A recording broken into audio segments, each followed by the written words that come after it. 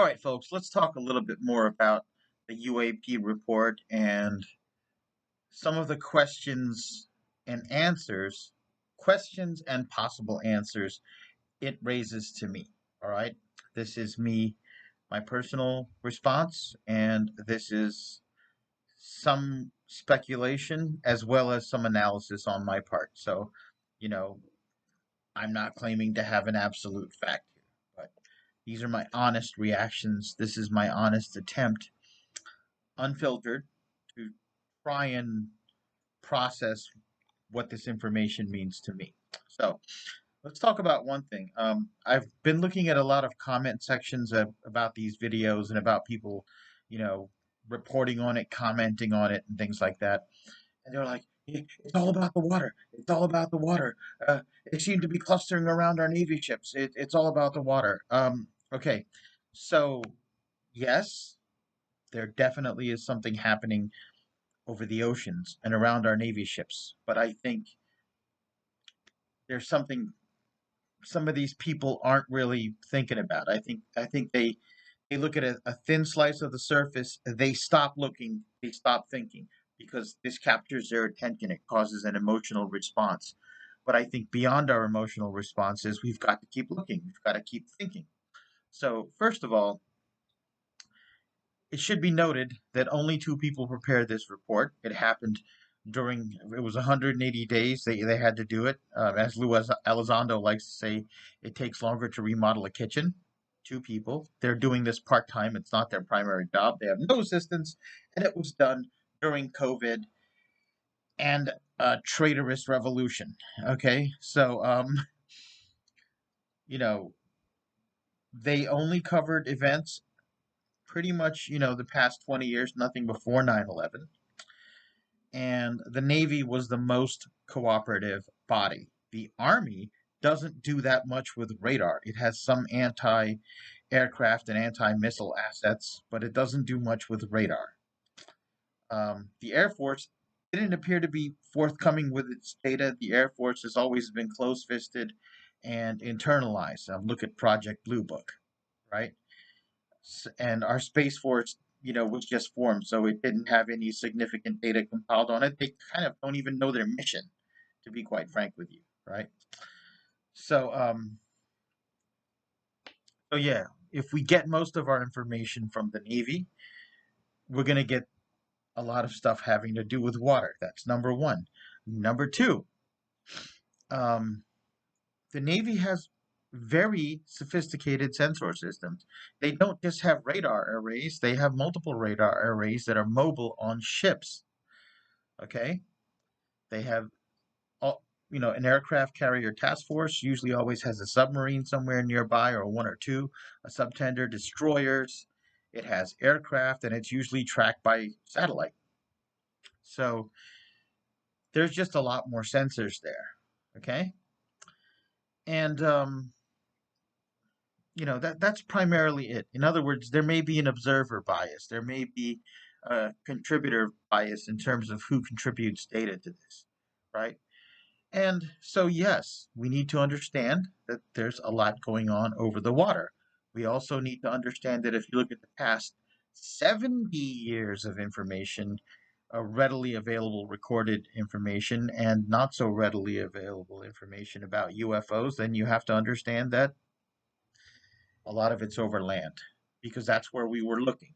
And also, this report covers data after 9/11. And remember that after 9/11, we updated our radar. There's been multiple new generations of radar, infrared, satellite, and computer technology that's been created and integrated. So I don't think the activities of these things has increased or changed.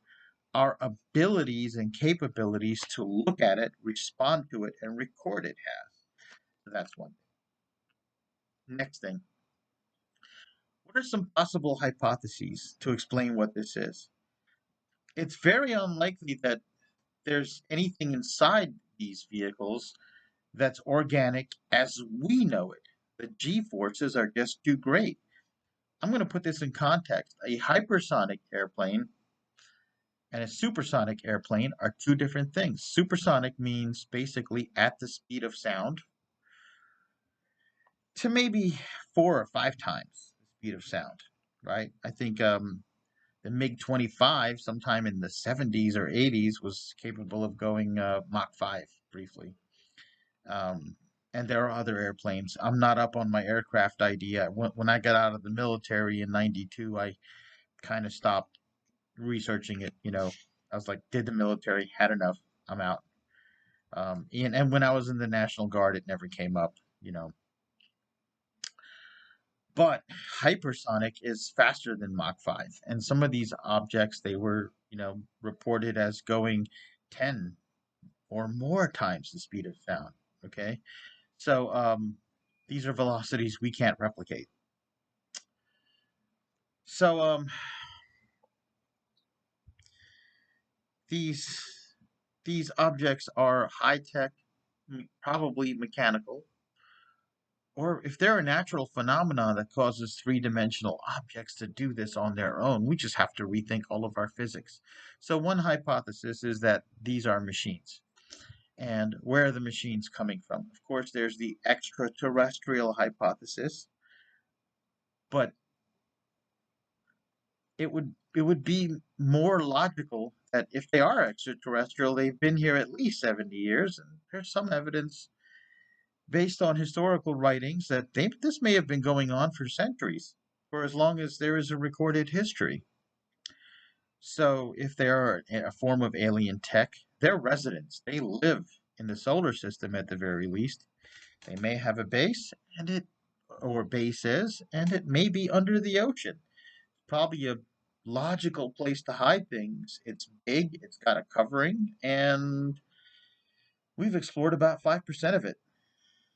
All right.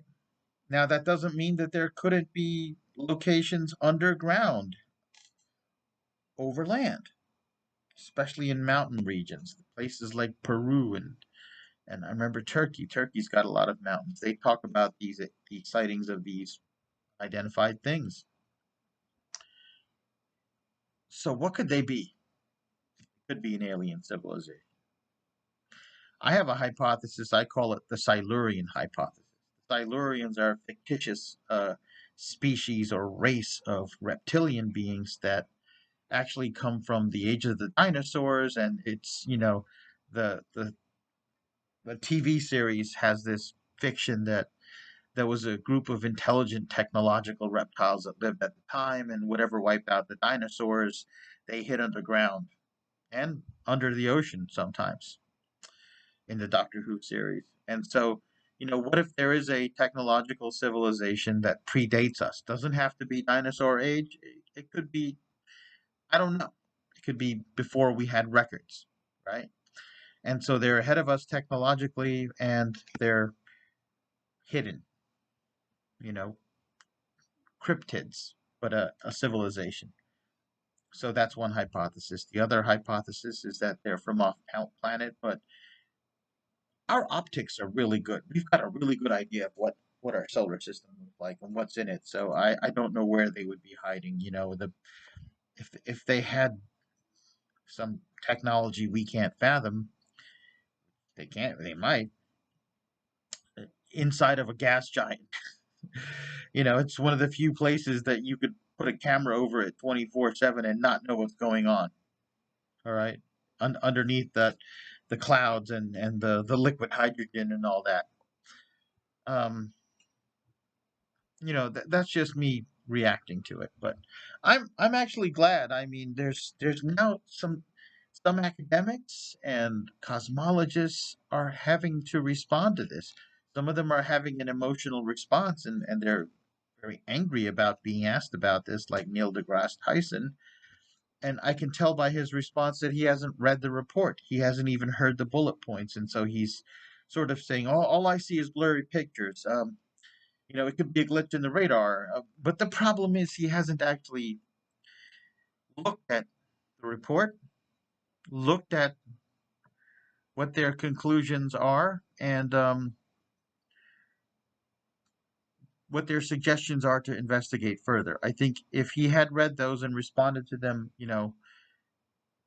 in an intellectually honest way, which I think he's capable of, I think he would have had to admit, well, I've got to get a closer look at this data. But even he conceded and said, well, I'm glad out of the billions of dollars that we gave to them for defense, somebody is looking at these lights in the sky to make sure they're not a threat. Maybe they could be a foreign technology. I'm glad someone's looking at it.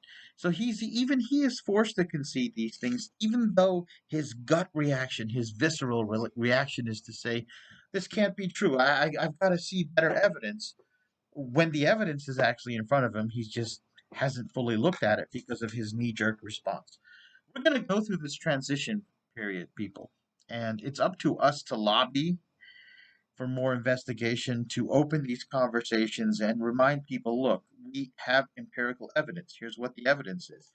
Some of our friends and family and colleagues are going to reject it outright without even investigating it. We've got to bring them back. We've got to say, hey, it said this. It talked about multiple sensor arrays. It talked about radar, infrared, and visual, sometimes multiple infrared, radar, and visual simultaneously tracking something. It talked about sonar. We've got to find a way to do this without getting mad, without getting angry. We may get passionate about it. We're going to have to swallow our pride, bite our tongues, and convince people that we're not crazy. But now we have evidence and we have sanction. We can start having these conversations. Say start small, be tentative. Okay.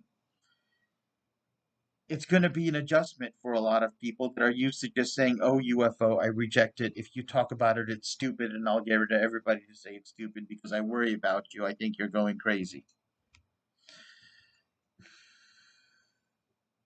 You see what I'm saying, folks? That's just, one of my thoughts, and I hope you guys have a wonderful day and be well.